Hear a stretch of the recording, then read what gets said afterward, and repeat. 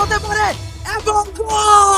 অবিশ্বাস্য খেল দেখালো বাংলাদেশ, না পেরে এ কেমন কাণ্ড আর্জেন্টিনার। আর্জেন্টিনা বাংলাদেশের মধ্যে হাতাহাতি, 2 লাল কার্ড। প্রিয় দর্শক, লাতিন বাংলা সুপার কাপে আর্জেন্টিনা ও বাংলাদেশ খেলতে নামে, যেখানে বাংলাদেশ ফুটবল ফেডারেশন স্বীকৃত রাইজিং স্টার দল আর আর্জেন্টিনার ফুটবল ফেডারেশন স্বীকৃত অ্যাটলেটিকো চারলোন খেলতে নামে। লাতিন বাংলা সুপার কাপে নিজেদের দ্বিতীয় ম্যাচ অর্থাৎ শেষ ম্যাচে মাঠে নামে বাংলাদেশ, আর মাঠে নেমেই দুর্দান্ত খেল দেখিয়েছে আর্জেন্টিনার সাথে। ম্যাচে মাঠে নেমে 5তম মিনিটে দুর্দান্ত গোল করেন মাসুদ রানা।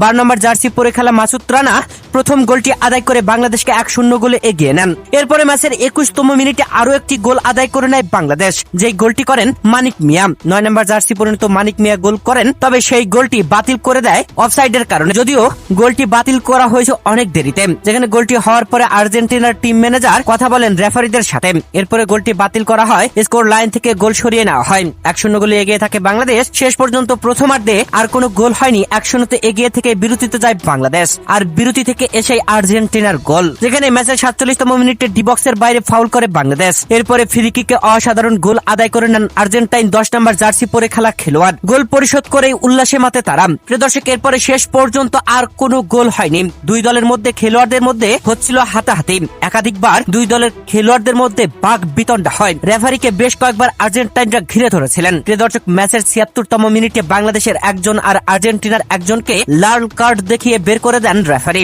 শেষ পর্যন্ত আর কোনো গোল হয়নি, বাংলাদেশ 1 আর আর্জেন্টিনা 1। আর এই ম্যাচে আর্জেন্টিনার সাথে ড্র করে লাতিন বাংলা সুপার কাপ যেন জেতা হলো না বাংলাদেশের। প্রিয় দর্শক, এরপরের ম্যাচে আর্জেন্টিনা ও ব্রাজিল খেলতে নামবে। যেই দল জিতবে তারাই ট্রফি জিতে নেবে, আর যদি ম্যাচটি ড্র হয় তাহলে ব্রাজিল ট্রফি পাবে।